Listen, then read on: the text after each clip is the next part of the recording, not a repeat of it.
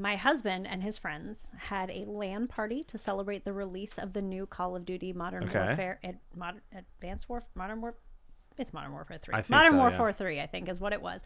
They had this cute, they set up monitors and they had the Xbox out and it was so cute. And they were sitting at the table and I kid you not, he's going to kill me for saying this, but my husband's friend, who will remain nameless so that he can still store up his rewards in heaven for this, said, before we start, gentlemen, can we have a little prayer? And they all bowed their heads and prayed for their wives who were watching their children so that they could play this game, and for their children to grow up to be good people and that they could honor God in their gameplay. It was so cute. I almost died.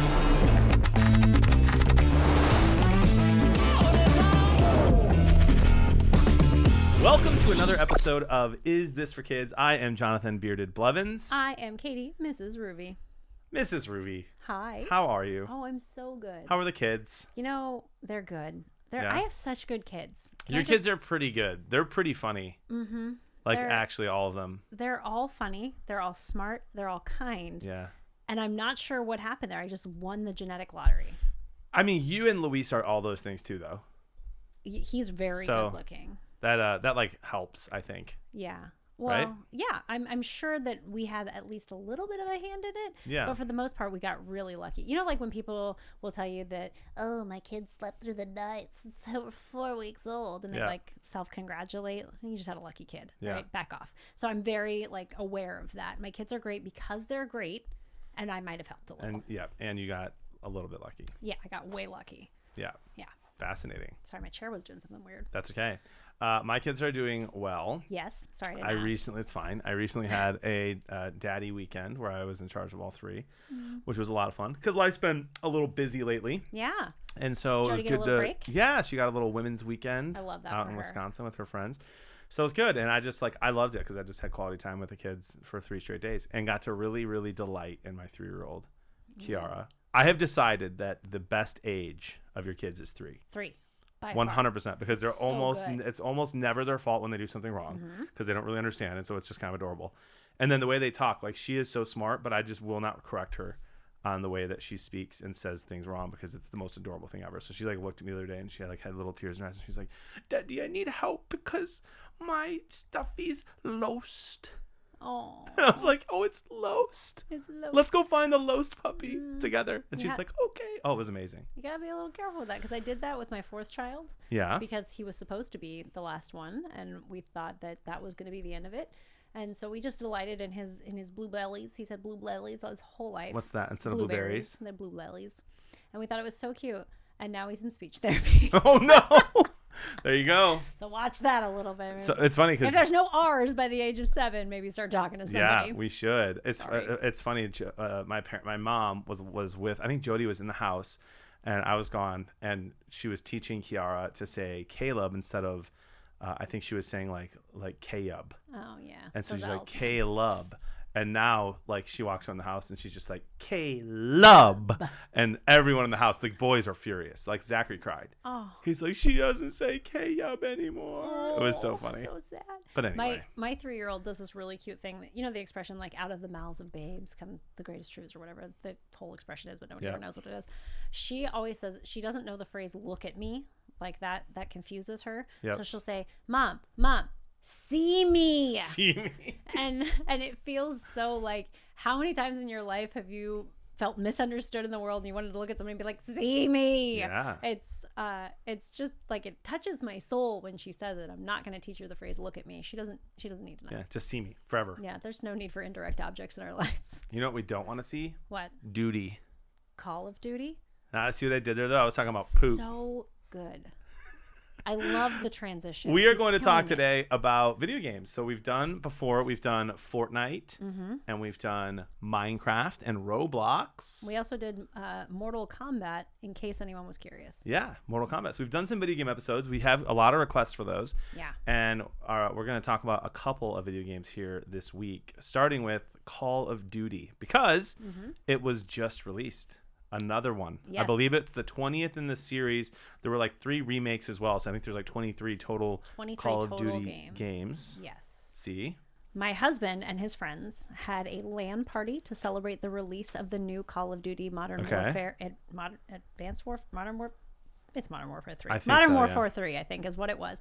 They had this cute, they set up monitors and they had the Xbox out and it was so cute. And they were sitting at the table and I kid you not, he's going to kill me for saying this, but my husband's friend, who will remain nameless so that he can still store up his rewards in heaven for this, said, before we start, gentlemen, can we have a little prayer? And they all bowed their heads and prayed for their wives who were watching their children so that they could play this game, and for their children to grow up to be good people and that they could honor God in their gameplay.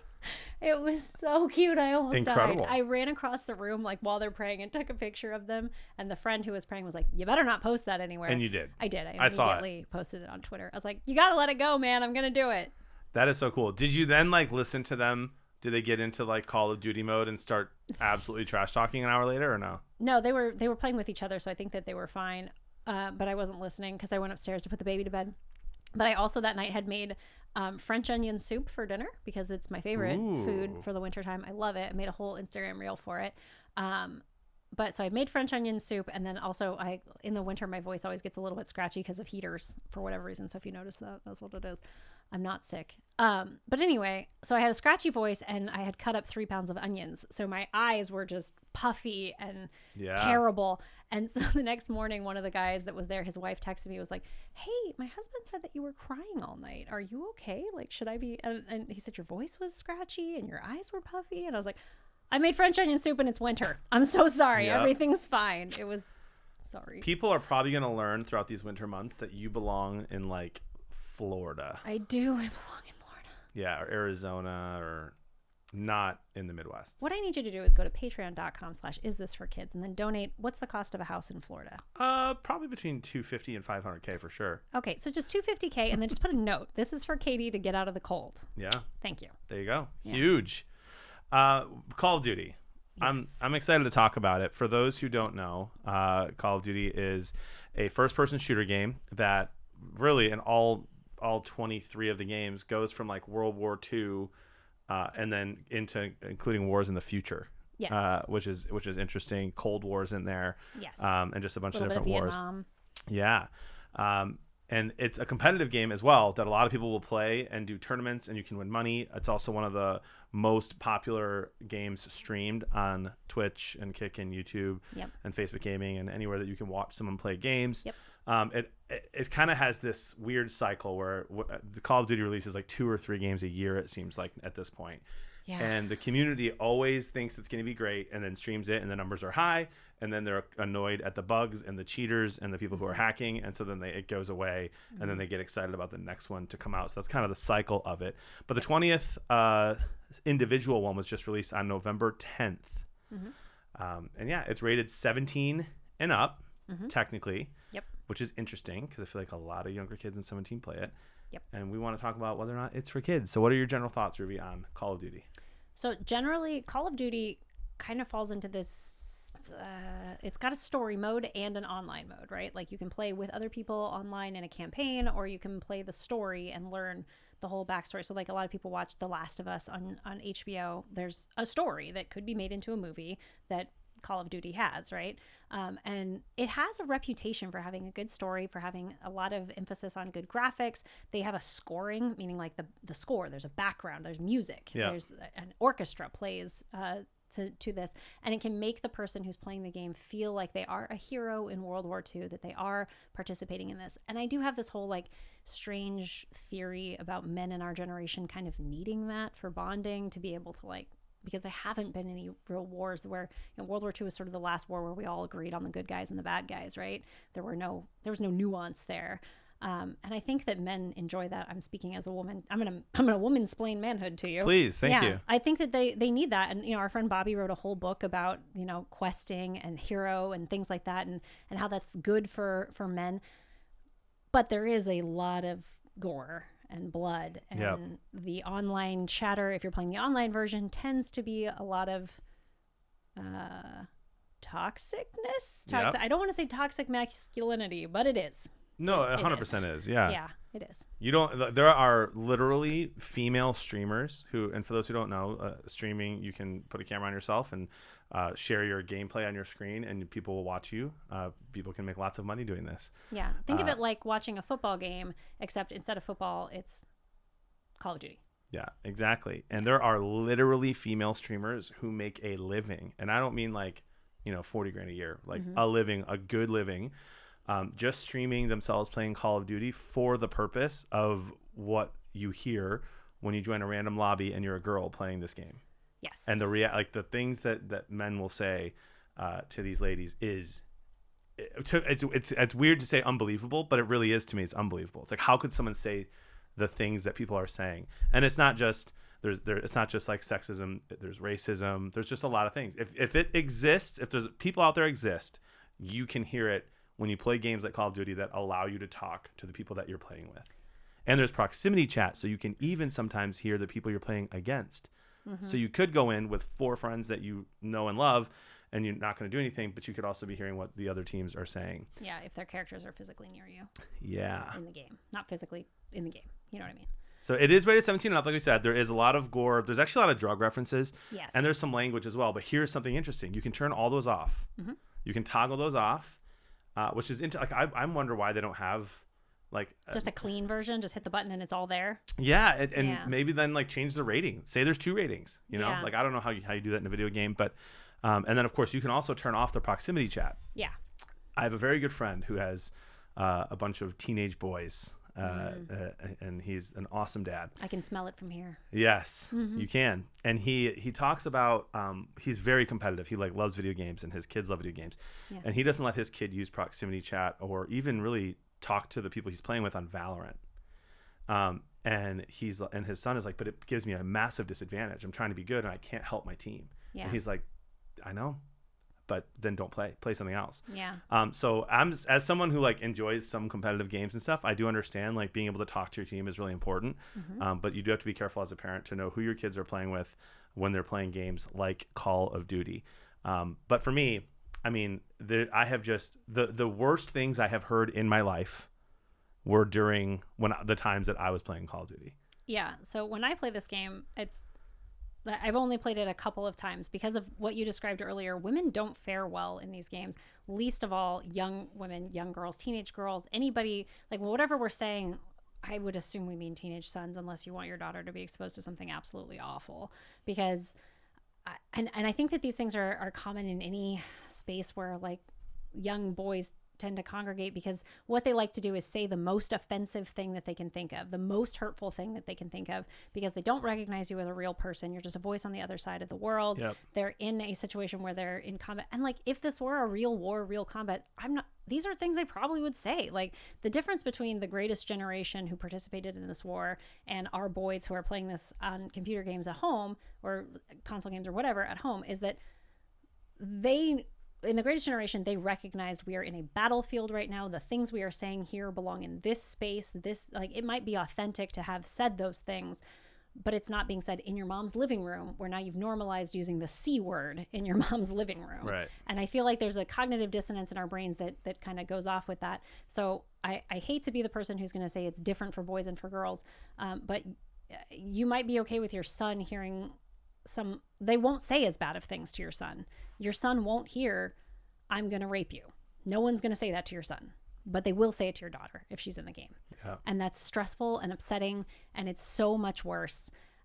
So what you're talking about is of needing to know what the people are. As long as you're only playing with people that you know who they are, you can toggle off those scary, like, blood and stuff. Yeah.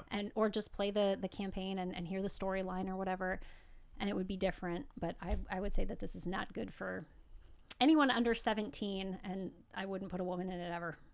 Yeah, I'm pretty with you. And I'm trying not to be super stereotypical about this, because there are some stereotypes that like happen in my head when I just think of COD and League of Legends, which we're going to do another episode on as well. Yeah. But I just have not seen anything good come from the people who play this game, like, a lot, right? Yes. So. I have friends who love the game. They're fine. They're well-adjusted adults. But like when I was doing youth ministry and I was talking to 15, 16, 17-year-old kids who are playing those games, like the things they would say are insane. And they would never say those things, even with their friends in real life, because there's consequences for that. But there's no consequences when you can hide behind a screen name. Mm-hmm. There's just none. And then like it, like, try not to be stereotypical here, but like the people that the people who are doing horrible things on COD end up on 4chan and end up into the deep darkness that the internet can be. Yeah. And I'm not saying that that's going to happen, but it does happen. And it's one of those games where, like, I'm with you. I would wait until your kid is a really mature 16-year-old that you can trust and you know who he's playing with, he or she is playing with. Or like just follow the actual game itself that tells you 17 and up. Yeah. Like it's not made for you. Well formed in virtue. Once your kid is well formed in virtue, then this kind of thing can be reasonable. Like I hate to be the jerk in this like you're talking about. Sorry, I don't want to be a Debbie Downer. I'm so sorry. I feel like that's all I am this week. But the things that you're saying, they would never say that in real life. Like these are not things that they would come out of their mouth. I think that it does normalize it and make it come out of their mouth in real life.